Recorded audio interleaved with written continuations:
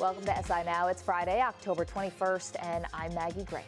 The NFL has reopened their investigation into Josh Brown and his long history of domestic violence. Wednesday, over 160 journal entries and emails were made public. In them, Brown admits to physically, emotionally, and verbally abusing his wife leading up to his arrest for domestic violence in 2015. Brown was never prosecuted, but received a one-game suspension from the league. On Thursday, Brown practiced with his team, but did not accompany the Giants to London. His future with the organization is unclear. For more, let's get the thoughts of Super Bowl champion and former Giants defensive end Chris Canty, who's with our own Ryan Aselta. Guys. All right, Chris, let's begin with something I think often gets forgotten amidst the firestorm around these situations like Josh Brown, is that these are two human beings handling a very private situation in a very, very public forum here. Yeah, you're absolutely right. And I think when issues like this pop up on the radar, people focus on the issue, and rightfully so, but we have the tendency to forget that there are two people involved. We don't humanize the issue. I think it's important that in this situation, Josh and his ex-wife Molly get the help that they need to move past this. I was in Baltimore when the Ray Rice domestic violence incident occurred, and I didn't condemn him then, and I'm not going to condemn Josh Brown now. I don't condone domestic violence. I find the behavior deplorable, but at the same time, I think it's important that we recognize them as people that are not beyond redemption and that they get the help that they need so that they can be better individuals. All right, let's get to some of the particulars here. This is the second time that new evidence has surfaced in a domestic violence case involving the NFL player after the discipline had been handed down. And the NFL says they tried to obtain more information on the Brown case, but were denied by the sheriff's office investigating this case. Chris, we saw this with the investigation into Ray Rice. With the video, the league said they tried, but were unable to obtain it for all that time. Is the league doing enough to get the information and the evidence they need to make these type of decisions? I find it hard to believe that a $13 billion organization doesn't have the resources to gather all the information in these cases in order to make an informed decision. But that being said, when you looked at the Ray Rice situation after the first elevator video, there was more than enough evidence to warrant more than a two-game suspension, and yet the league opted for that. And the Baltimore Ravens are not without some responsibility here because they had the opportunity to suspend him after the league suspended him, and they chose not to. And I think we saw the actions play out thereon, where they caught all the criticism from not being stronger, not taking a stronger stance on domestic violence. Back in 2014, the NFL rolled out that domestic violence personal conduct policy as a knee-jerk reaction to the Ray Rice incident, saying that we were going to take a stronger stance. But when you look at it now, with the lack of enforcing that policy, it seems like that was more about a PR move rather than changing the culture surrounding domestic violence from a league-wide perspective, from the members at all the club levels. And it's certainly something that's disappointing when you look at it because it just seems so all disingenuous. You know, it was supposed to signify a shift in the way that we thought about domestic violence, and it hasn't done that at all. It's amazing. 2 years later, we are back in this situation yet again. Now, during a radio interview on WFAN in New York on Thursday, Giants owner John Mara admitted that the team knew about Brown and the domestic violence issues he had. Take a listen. What we had here back in August was a young man who had admitted to us that he had issues that he had was trying to deal with, and we made a decision that we were going to continue to employ him. And what happens now, I'm just not sure. Obviously we were disturbed by some of the things that we've read, and we want to try to gather more information before we make a permanent decision. The Giants decided to sign Brown this offseason. They've decided to let him continue playing despite having this knowledge. Chris, you played for John Mara and the New York Giants. This is supposedly the class of the NFL when it comes to organizations. How surprised are you with the way the Giants as an organization handled this? I'm surprised the way the Giants handled it. I'm surprised the way the league handled it. I feel like this is the Ray Rice situation all over again in terms of how they're handling it. There's a two-game suspension wasn't enough then. A one-game suspension in Josh Brown's case wasn't enough now. And they had an opportunity to make a statement regarding their change in the culture surrounding domestic violence by enforcing the new personal conduct policy that warrants a baseline suspension of 6 games. Now, I know there's some ambiguity in terms of the language regarding the punishments with the personal conduct policy. But again, this was an opportunity for the league to make a statement that there's actually been a shift in the thinking, and they refused to do so. At the league level, at the club level, it's just so disappointing, and I'm tired of the NFL playing lip service to the issues about domestic violence and women's health. Yeah, when you say that, when you say the lip service, tell us a little bit more about that. It seems like it's a strong opinion you have that the league and the teams themselves are not taking it possibly as seriously as they should be here. Well, you look at the investigation into Deflategate and the lack of cooperation from Tom Brady, and that warranted a 4-game suspension. You look at some of the issues surrounding, PD use and suspensions that are warranted in terms of first-time offenders, second-time offenders. Those are 4-game suspensions. So it's a situation where those punishments are more severe than punishments regarding domestic violence and spousal abuse. And that's just disappointing to see the league take that stance. It's frustrating because it also casts a cloud on the rest of the NFL players in terms of fostering a culture that's abusive toward women. Overall, how big is the domestic violence problem in the NFL? Oh, it's a huge problem, and not just in the NFL. I think it's a societal issue. Women and spousal abuse is certainly. But domestic violence is something that we have to focus on, and we have to have a shift in terms of how we think about it, how we treat it, because there's a lot of there's a lack of awareness, and so I think it's important that we all educate ourselves on domestic violence and how to deal with those particular issues, how to help identify people with those issues, something that somebody might be dealing with, and try to get them the help that they need.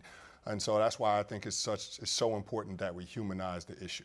All right, this case and situation will continue, of course, to develop over the next days, the next weeks. As for now, Josh Brown will not play with the Giants on Sunday against the Rams in London. Maggie? Thanks, guys. We're going to see you later on in the show to talk about what we can expect on the field this weekend. All right, turning to baseball. Let's welcome in our very own Ben Reiter to talk about the NLCS. Ben, the Cubs 1 win away from the World Series, but standing between them and the Fall Classic is Clayton Kershaw.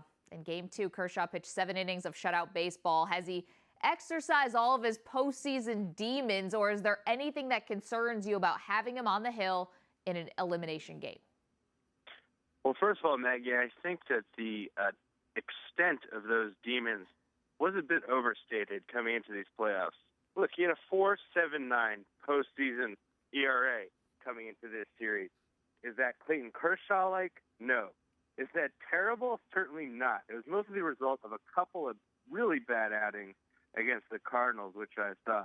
So first of all, I think that was a bit exaggerated. Second of all, I think that what we saw the other night is the Clayton Kershaw we should expect to see going forward. He cruised through this lineup. He threw just 84 pitches, Maggie, through his 7 innings. Now with full rest coming back in 2 days, I don't think there's any reason at all for concern about Clayton Kershaw. Okay, so this is the second time the Cubs are going to see him in this series. What adjustments can they make, if any, for Game 6 on Saturday? Well, there's not too much you can do against a guy like this. But one thing I think that they should seriously consider is not starting Jason Hayward again in the remainder of this series. He's obviously struggling right now. We know that he's a $200 million player. He's got 1 hit this series and 16 at-bats. He's a left-handed hitter going against 2 top-shelf lefties in Game 6 and 7, Clayton Kershaw and Rich Hill. Now, and you might get Jorge Soler involved, Albert Almora, see a little bit more of Wilson Contreras, and you are losing a little bit on defense by taking Hayward out. But I just think at this point, given the pitchers they're going to be faced, they have no choice. Aside from Hayward, the Cubs have found their offensive firepower, scoring 18 runs over the last 2 games. So aside from Matt Seizure giving Anthony Rizzo his bat and Addison Russell his underwear, what has changed for the Cubs? I think it's just a matter of sample size. It really is. Yes, it was significant that they were shut out in 2 straight games, but a little larger sample size, 5 games. Here they are. They're right at their seasonal average in scoring at about 5 runs a game, having scored 26 runs now over 5. This is the offense we thought we'd see. I suppose their production was just a little bit more bunched together than we're used to. But no cause for concern outside of Hayward. You know, they've got two very good pitchers ahead. I think that it'll be much more about what Kershaw and Rich Hill can do than what the Cubs offense is not doing. Then even the loosest teams, the ones who are having the most fun, can feel the pressure of a Game 7. If the Dodgers are able to force a decisive Game 7, who would have the advantage? It would be even, Maggie. I think that if the Dodgers get there, I think I'd have to give the Dodgers the 51-49 advantage. I know that it's at Wrigley Field. I know the Cubs have everything going for them, including Jake Arrieta on the hill. But Arrieta has not been exactly what he was last year, of course. Regular season ERA over 3, allowed 4 earned runs in 5 innings the other night, whereas Rich Hill, his opponent, dominated the Cubs. I think if Kershaw is able to get them to Game 7, the Dodgers might have the slight advantage to shock the world, really, by keeping the Cubs out of the series. It wouldn't be much of one, but I think it's there. 51-49. Way to go out on a limb there, Ben. Appreciate that. Okay, final one for you, though. The other side, the Indians. They're waiting to see who they will play. How can a team keep from going cold? I think that the Indians will take every single day off they can get. And they're fortunate to have a lot of them. They'll have, 4 extra days rest on whoever their opponent is. Given the way that they've played every single one of these games as if it's their last, that's how they've gotten to this point. They haven't left anything on the table. I think that, getting cold is the least of their concerns. I think they want Andrew Miller to be able to throw at least an inning or 2 every single game if he's needed to. There's really a team that's won mostly with 3 pitchers, Corey Kluber, Cody Allen, and Andrew Miller. I think this is the best possible outcome for them. They take 2 weeks off so they can get it. Of course, Miller, ALCS MVP. Ben Reiter, thank you so much. We'll catch up with you next week.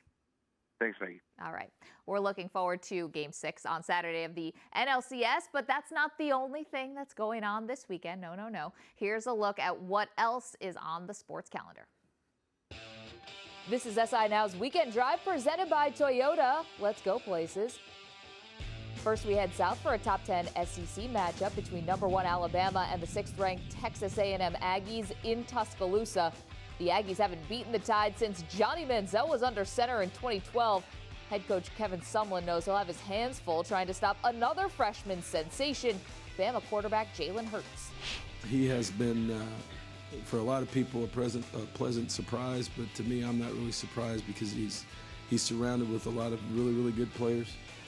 But he's also been able to operate, their system from quarterback read to RPOs to being able to put it down and take off. He's been able to operate in that system. He's been operating well. Lane's done a great job of putting him in positions, I think, for him to be successful. Sumlin has a school record 3 road wins over teams ranked in the top 10. Can he make it 4? Next, we shoot across the Atlantic for some NFL action. The Giants and Rams from London. Giants receiver Odell Beckham Jr. is coming off a career-high 222 receiving yards and takes his high-flying act overseas. I think it's going to be very welcoming. The love that they have for football over there, soccer, and what they're trying to do to integrate it into American football is pretty incredible what they're doing. So I feel like it's going to be a very welcoming reception for both teams as well. I think they're excited about it, and we're looking forward to the opportunity as well. The Giants are just 3-3, but could this be a turning point in their season? The last time the G-Men played in London was 2007, the year they went on to win Super Bowl 42. Lastly, we travel to Philadelphia for a homecoming of sorts. Vikings QB Sam Bradford will face one of his former teams, the Eagles. Since his trade out of Philly, Bradford has led the Vikings to 4 straight wins and is the most accurate starter in the league, completing over 70% of his passes. My approach is just, try to keep it as normal as possible this week. I think I owe it to all the guys in our locker room, to not try to do anything special, not try to do anything extra. I think when you get caught up in everything that's going on, outside the building. When you get caught up when, things outside of football, I think that's when things can go wrong. So, my approach is just to treat it as I would any other game. Will Bradford seek revenge on the team that traded him, or will rookie phenom Carson Wentz prove the Eagles made the right decision letting Bradford go? We'll wait and see. And that's what's in store for this weekend. Time to dive into the world of soccer. Our own Grant Wall is here. And Grant, one of the best stories in European soccer right now is the reemergence of Mario Balotelli. You wrote a Sports Illustrated cover story about him in 2013 when he played for AC Milan.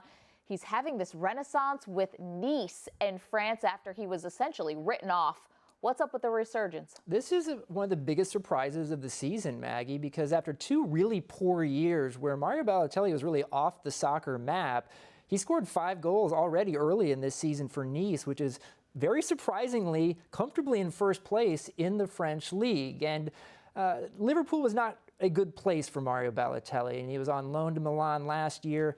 But he really seems to be rediscovering the talent. He's back with consideration to make the Italian national team again. And I was worried that we'd given him the Sports Illustrated cover jinx back in 2013, which is that real, Grant? Are we not supposed to acknowledge that one?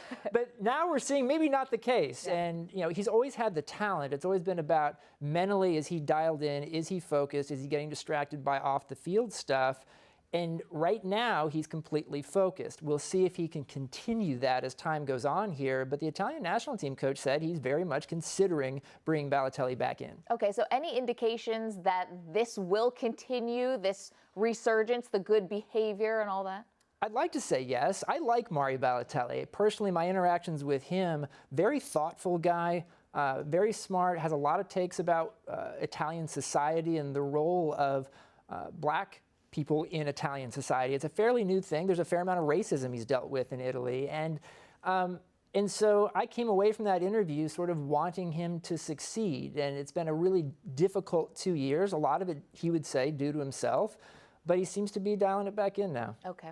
Let's go to the Premier League. And you have Jose Mourinho is going to be returning to his former team, Chelsea, with his current team, of course, Man U. What reception are you expecting for Mourinho and when he goes back to Stamford Bridge? I'm very curious to see what happens here with the Chelsea fans, because this is the guy, Mourinho, who won English Premier League titles for Chelsea when they had not done so previously on 2 separate occasions. And yes, last season was terrible and he got fired mid-season, but he's done a lot for that club. Now you have Antonio Conte, the new Chelsea manager, coming out publicly and saying, I hope the Chelsea fans have a positive response to Jose Mourinho, but we won't know until we see it. And so that's a big question there.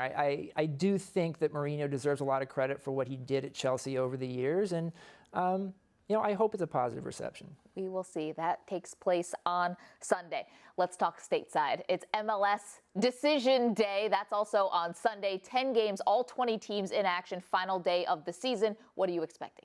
Well, I'm looking at several of these games being very important. Out in the West, you've got 4 teams fighting for 3 playoff spots. Portland is the team, the defending champion of MLS, that I think is going to be in real danger of missing the playoffs here, because it looks like they're going to need to win their game on the road at Vancouver. Portland hasn't won a road game all season long, so they're going to have to dig deep for that. And then hope some other results go their way. Now, at the top of the standings, you've got the Supporters' Shield race, and this is a real trophy in MLS. If you have the best record in the regular season, right now Dallas 2 points up on Colorado, but Colorado has a fairly easy game at home against Houston. Dallas has to go to LA Galaxy and play. So I actually think Colorado, which would surprise everyone. Nobody thought Colorado would do anything this year, but they've got Tim Howard, they've got Jermaine Jones coming back. I think they're going to win the Supporters' Shield. Of course, in the NFL, the Monday after the regular season ends is known as Black Monday, because that's when we see a lot of coaches get fired. Not sure if it has a name in MLS, but are you expecting any coaches on the hot seat to be moving on after the season? I think we might see a situation here where, surprisingly, there might not be any coaches moving on in MLS. Now, we did have 3 coaching changes mid-season. So you have 2 interim coaches right now, one in Seattle, Brian Schmetzer, Wade Barrett in Houston. Will those guys stick around? Brian Schmetzer hoping to first make the playoffs this weekend and then get the interim tag removed. That's one of the most coveted jobs in MLS. So a lot to look out for there. If you look at around the rest of the league, New England Revolution, Jay Heaps might be in trouble. It looks like they're going to miss the playoffs almost certainly. But my people are telling me that they're probably going to give him at least another season in New England. Dominic Kinnear in San Jose might be in trouble. They fired his GM recently. They're going to bring someone new in, and they aren't going to make the playoffs. So that may be something to keep an eye on, but we may not have any. That'd be really weird. Unique. Yeah. Usually coaches, you know what they say, hired to be fired. Right. Grant, well, always great to see you. Thank you. Pleasure. All right. Well, now that we've got our fantasy advice for week 7, how about the real thing? Chris Canty and Ryan Aselta are back to talk X's and O's.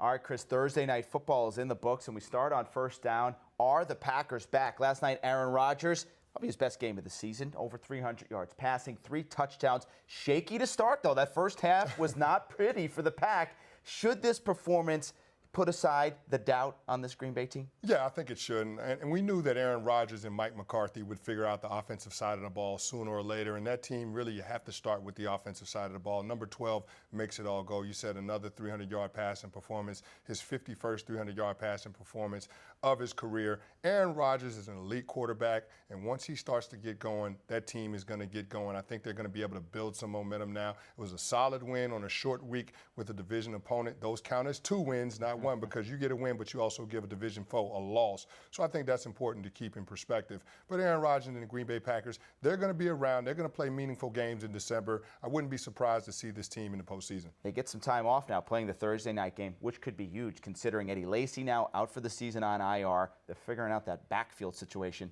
They got 10 days to do it now, so we'll give the Pack some time there. All right, the Vikings are coming off a bye week to face the 4-2 Eagles. 2 teams pulled off that trade before the season opener, and so far appears to be a win-win for these guys. Sam Bradford thriving in Minnesota, Carson Wentz having a solid rookie season. When you look at these 2 teams and these 2 quarterbacks, who's there more pressure on to prove themselves this week? Well, I'm going to say the defensive side of the ball for both teams. If you look at how both teams are playing, it's not really about the guy that's at the helm. The quarterbacks are asked to make responsible decisions with the football, not turn it over, facilitate the offense, control time of possession, but it's all about the supporting cast. And for Minnesota, you see how strong that their defense has been playing. I mean, they're playing elite-level defense, championship-level defense, what we see from the Denver Broncos last year, what we saw from the 2000 Baltimore Ravens. It's that type of defense. They're able to manufacture offense through that defense by creating turnovers, by creating short fields for their offense. And so I think that's the formula for success for both teams. So I'm not focused on the head-to-head matchup between Bradford or Wentz.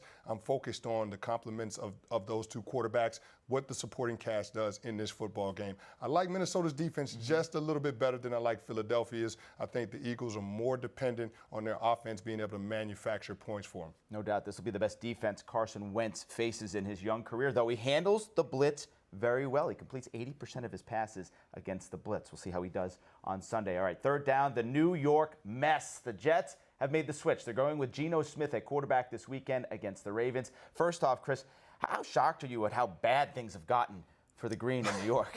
It's pretty bad. It's pretty bad, but they're trusting in G-E-N-O, Geno. Oh, man.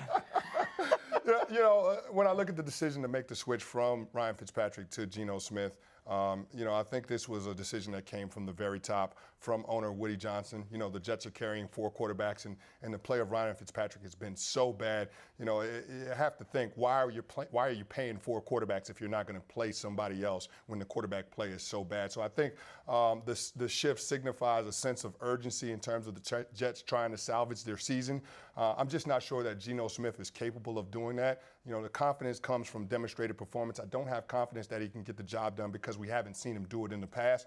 The athletic ability is there. The arm talent is there. But with Geno Smith, it's always been about the 6 inches between his ears. Can he figure the game out mentally? Can he perform consistently? And right now, the jury's still out. But Geno Smith has every incentive to play well. This is a contract year for him, and if he's not going to be the quarterback for the New York Jets, there are 31 other teams, and this is a quarterback-deprived leagues, so he's going to have an opportunity to move on and continue his career as a starter if he plays well. This is a team that's had turnover issues. Geno Smith averages more than 1 interception per game over his career. That's not a good average. That's not a good average. That's not a good stat. Todd Bowles put it on him that the decision was his, though. You're saying it goes above I'm Todd not buying Bowles' that. territory. Yeah, all right. Todd Bowles, I got a lot of respect for you, but I'm not buying that one. All right, let's finish on fourth down. Wentz mania, Dak's dominance, and OBJ's drama. But how about the team that won the NFC East Division last season? And that is the red-hot Redskins. They've won 4 in a row. They go for 5 in a row against Detroit this week. Chris, why is no one talking about the Washington Redskins? Well, the Washington Redskins are talking about the Redskins. You saw Ricky Jean-Francois and Chris Baker after the game saying that they run the NFC East.